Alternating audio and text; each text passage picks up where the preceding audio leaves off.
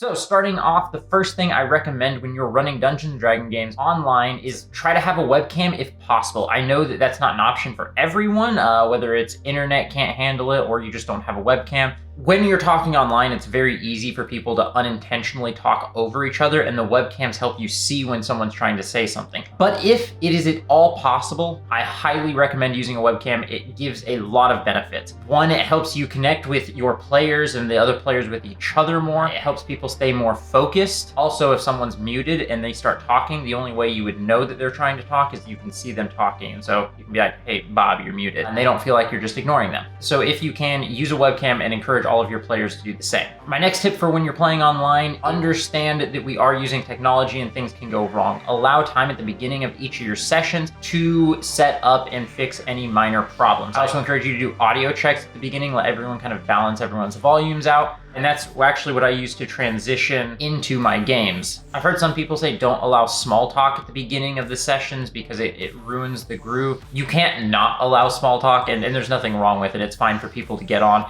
chat before the game starts. But when I start my audio test, what I used to do is having the players each take 30 seconds and share something about their character, whether it's their goals, desires, something they've done before, a funny story about them. Doesn't really matter. They take about 30 seconds, share something about their character. Everyone adjusts their volume while they're doing it. You move through each of them. When you finish your audio checks, then you just roll straight into the game. On the subject of allowing time for setup, if you're doing a session 0, definitely make sure during that session 0 that you have everyone connect to whatever you're going to be playing on. You use whatever voice chat you're going to be using, and make sure that it works for everyone during your session 0. Now, as we were talking about audio, the next tip I have is just that with your audio. You want your audio to be good. You want a good audio experience. So if you can, if you have a gaming headset, those mics typically work really well. Just anything to boost the audio quality. The next is understand and know what you want to use for your audio. A lot of people use Roll20 to talk, but some people just prefer Discord. Whatever you're going to be chatting through, make sure that it works for everyone. Familiarize yourself with some of the settings just to make sure that the audio is going to be good for everyone. Music can really help set the tone. I use Foundry and I play my music from Foundry. Some people like using a music bot on Discord. All of these options work. Anything that works for you, go for it. Make sure it works though before the session and understand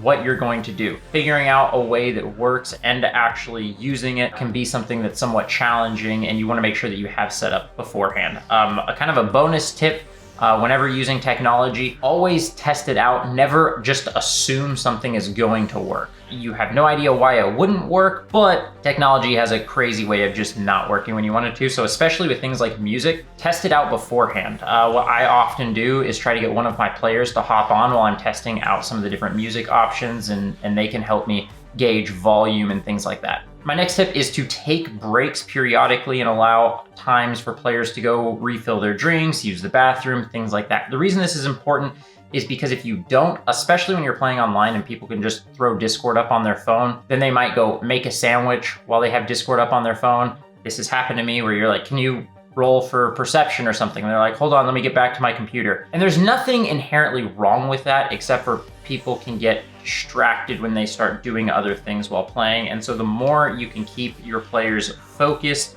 in on your game and not using the bathroom and other things while they're playing, the better. But in order to do that, you have to give them opportunities to go take care of some of those other things. Players aren't typically just gonna hold it for 3 hours. And my last tip is know what you want from your online experience. If you're not super tech savvy, using something like Foundry VTT, which is my favorite virtual tabletop, probably isn't going to be a good idea for you.